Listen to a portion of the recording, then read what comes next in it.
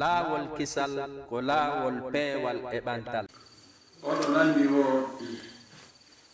goɗɗo jombi sonnajo ɗimmo feeñi noon on sonnajo ɗimmo nawnaade on sonnajo no ɗaɓɓi yo wallitomo fi ñawdugol kono gorko on sali on ɗum woni nde ñaawore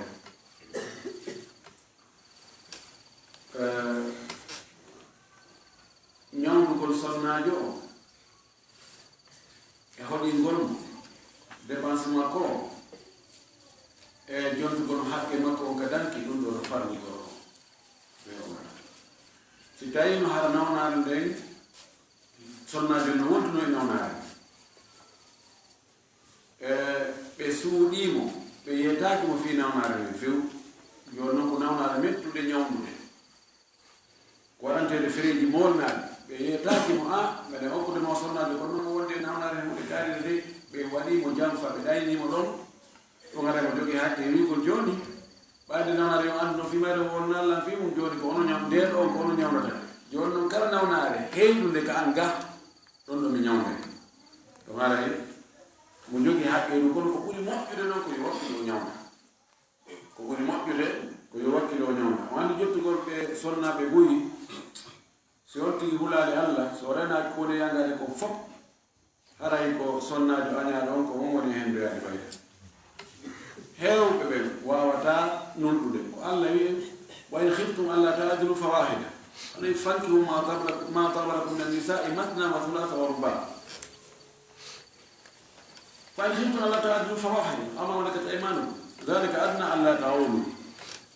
si wonti andi o foɗodirta hakkude maɓɓe ma wawata ɓe dankade ko ala moyen ko dankora yo hattu e goto torikalmene hawmini sawa oɗo landi ma mana atawassul shar'an wa bid'an التوسل الوسيلة في الأصل الوسيلة هو الحب وسيلة كوكو معناه كوكو للتحكم بيجي لي وقت نيرنور يالا ميمو نيرده يباتو نيرا كوكو نون لومبي لوم كوكو نون تواسي ادي دون دون واي كيدي دون داي دون دون وني وسيلة كسبهم كجوكوركم fiya hewtu e hunde ko fanda ɗo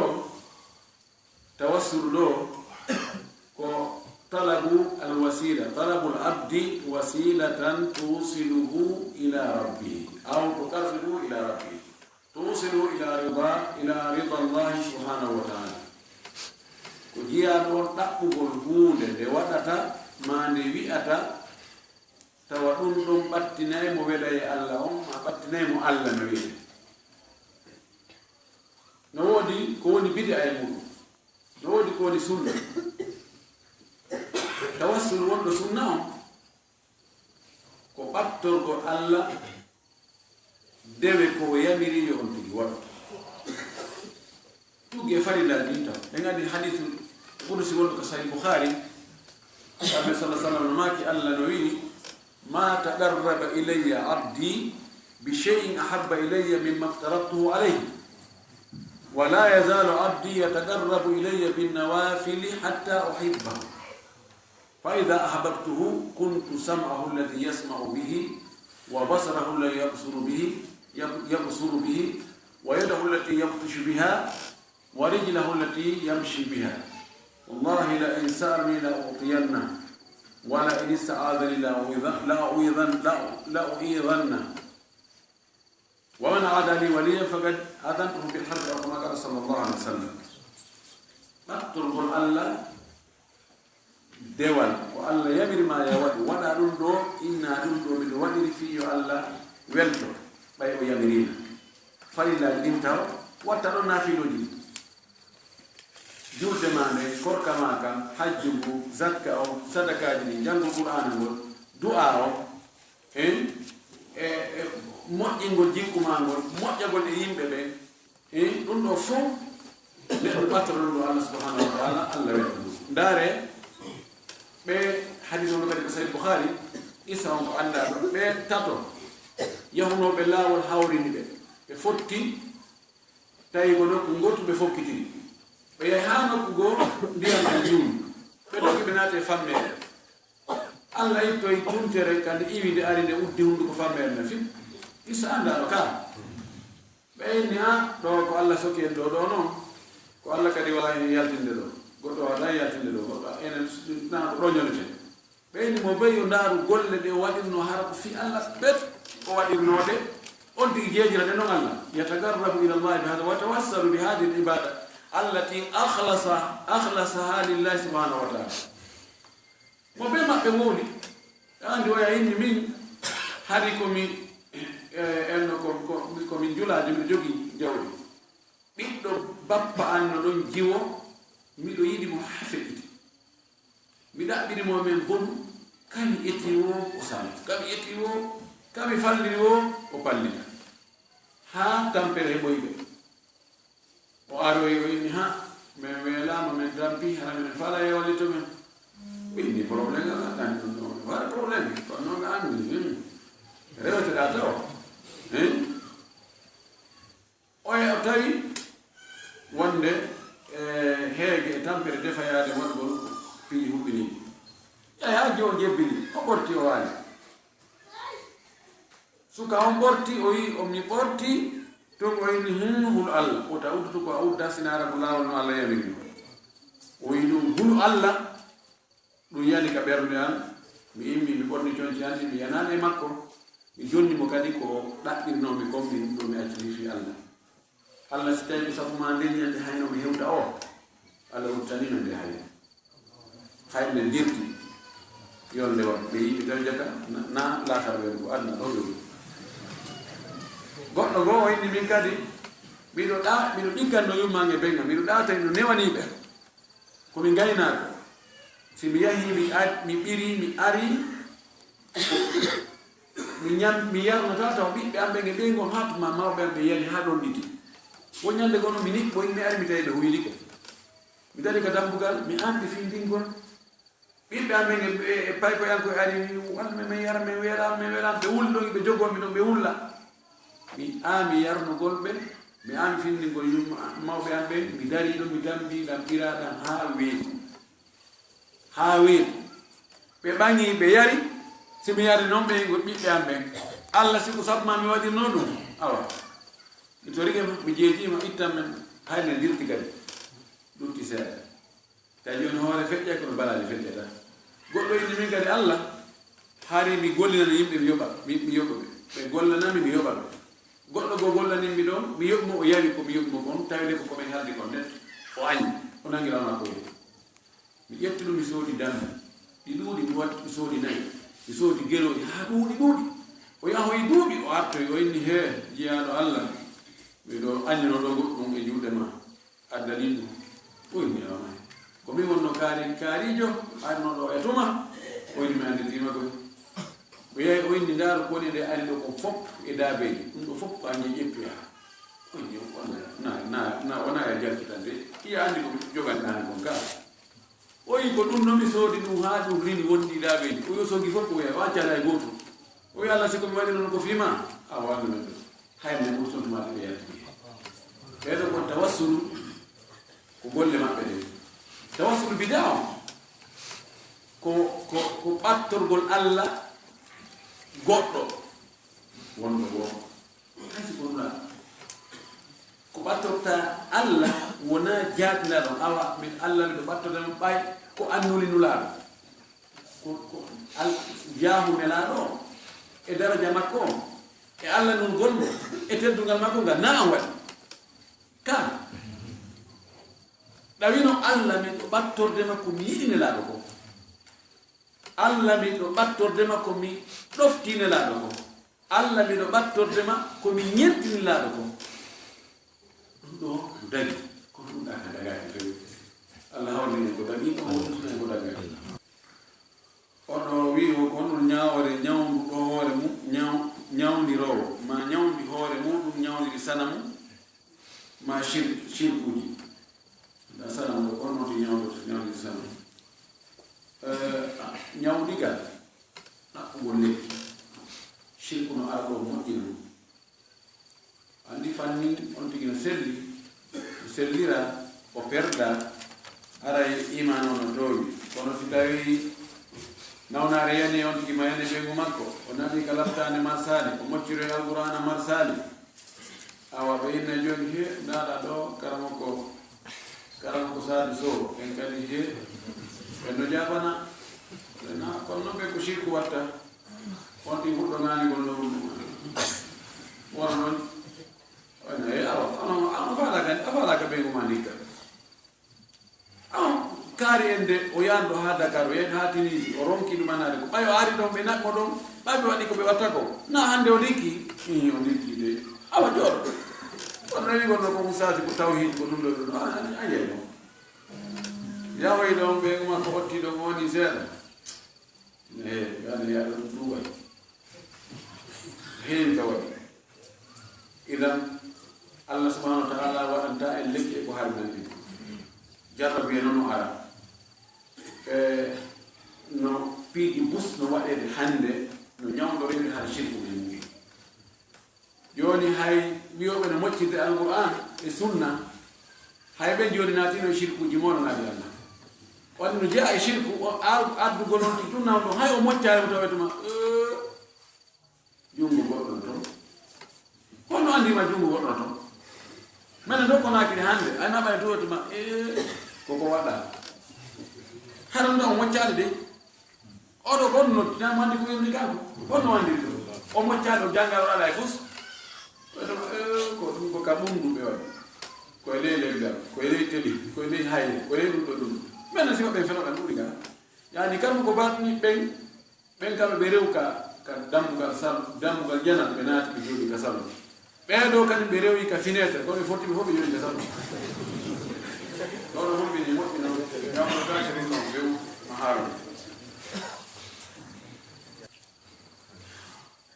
oɗo wi ko woɗɗo woni ñawore mo felliti accitugol ɓeygu mum ɓaawo feeñanimo wonde sonnajo on ñiiƴe makko go yiwi ɓaawo jombego hayda accitumo joni ñiiƴe no watte mine konakri mi walla mi watta ñiiƴe ñiiƴinen hara no laba musanama laba aki an on faral accitude ɓeygu ma sabu ñiiƴe makko ɗe soli an ka ñiiƴe ma ɗe soli ka ñande ko joni kan Allah waɗa ɗon ɗum na probléme ɓe ñiire non ɓe waɗɗinayama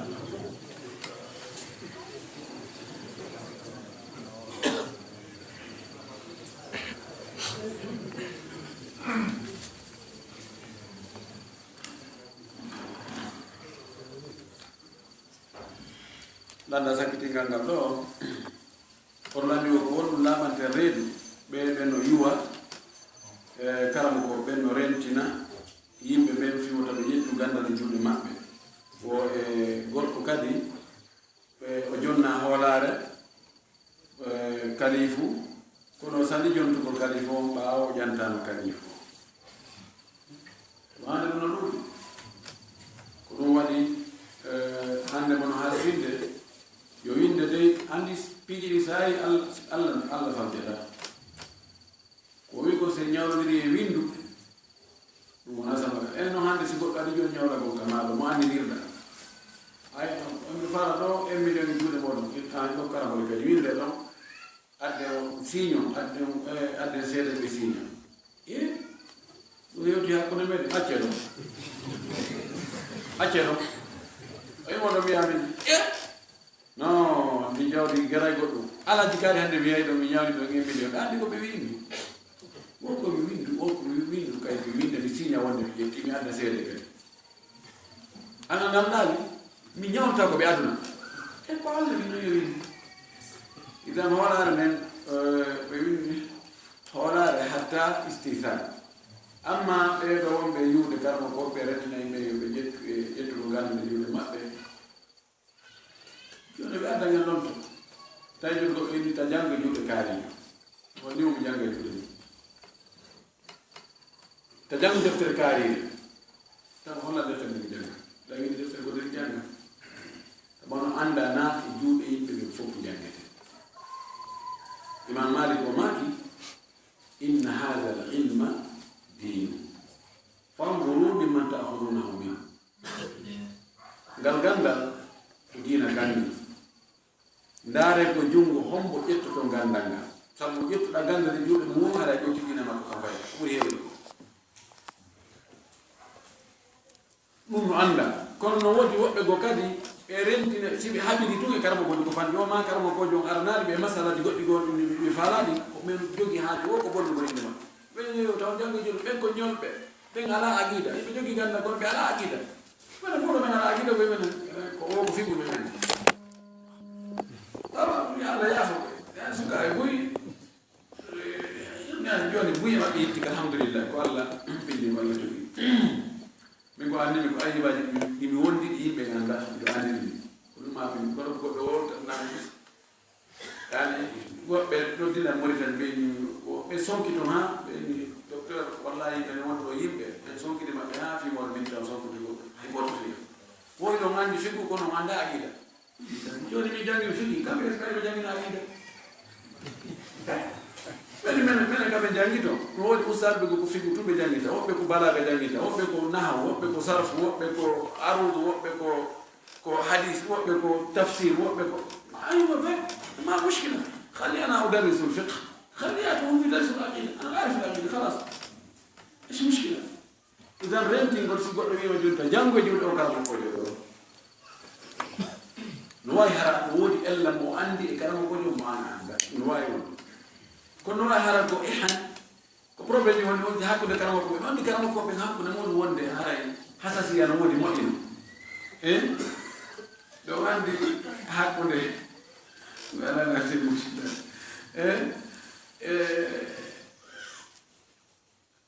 إمام السخاوي إمام السيوطي لو عندي قلنا هاكم ما بيكون قال هو يقول قتلوا الحاوي على السخاوي يعني كرمكو بين نولي نودي درتو بسبوتا كرمكوجو سبو نولي كنو يجوا لو كرمكوجو دو يعني إنه لمان وفكك عندي يجي غاندال يجي دنگال يجي مو بيتالي بندو tawa kanko heɓirali noon aɗa gonno ka ɓernde hasad no waɗi kan karan ɗum ona e rendugo yimɓe he taw tewto o he taw jangge juuɗo min ɗomo jangge juuɗano somi yi on tigi toon o taw artuɗo hannde kadi ɗoɗi waɗoɓe ɗum ka joni noon soki rentima karama kojo nandi kadi karama ko ɓeɗugo inna enen moɗum anduɗo e karama ko kaari si a heɓoyi wano karama koɓe towɓe dow wiɓe he rento on agide makko sella mo nodda e bidea mo jangina bidea mo sembini bidea ma waɗum ɗo ɗum e yo ɗumaji jaɓa sani nde e ñaawa goɗɗo no foti nde a ñaawa karama kojo haala ɓuri mo ganda ñande ko Sénégal tawi meɗen jangga e juuɗe karama ko amen noe Oustad Ahmad Sow hafidahullah tawi noon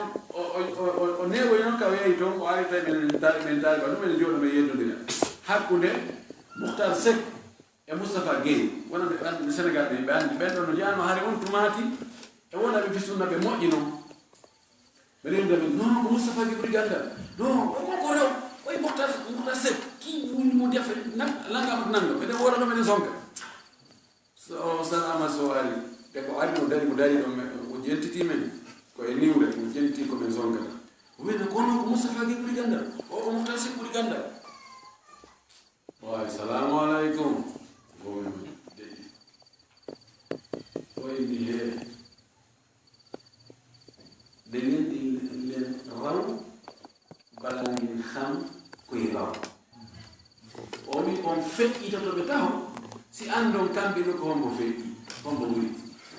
dia nyama goddo dia nyama odo no muri odo ito wala muri be fo ankali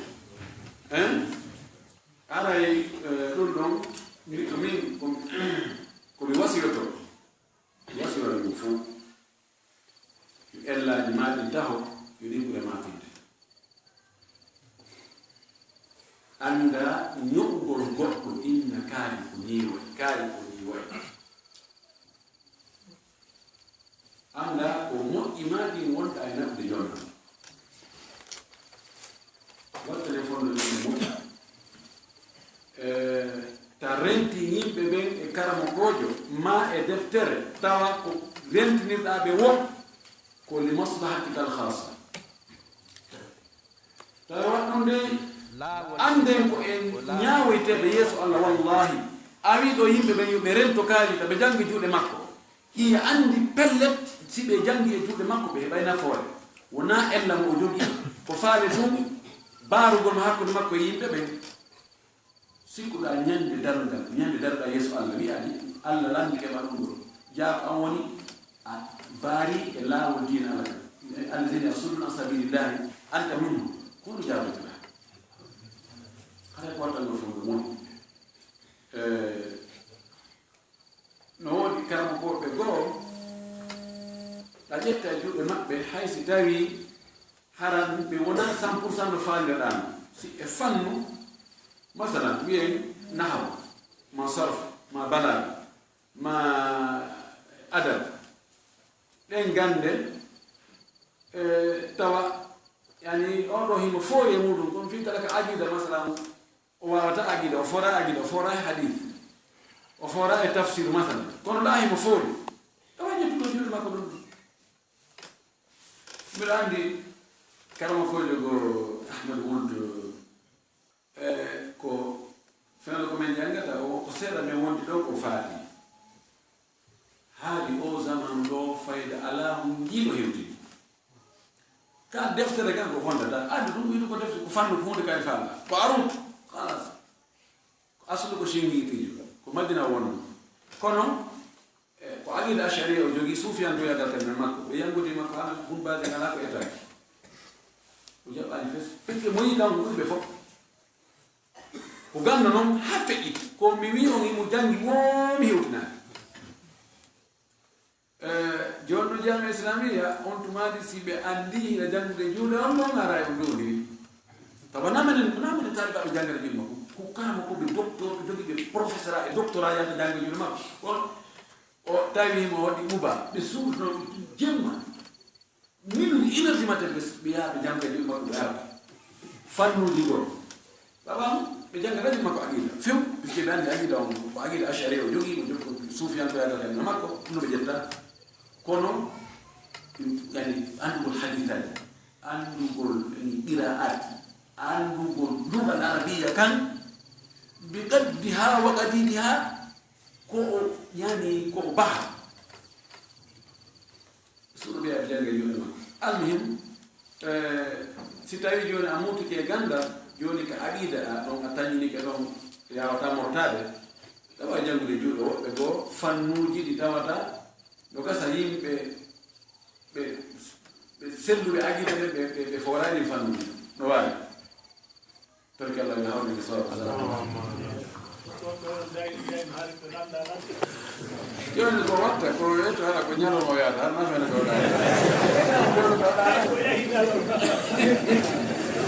kiikiɗaɗo juula geɗe ko joni ko wimo a jaɓanayi ɗan sina ɗum mi ɗaɓɓa goɗɗo ko honno yon ɓuranma mbiɗan no mo jaɓay koy sonnajo mi wiyama ɗum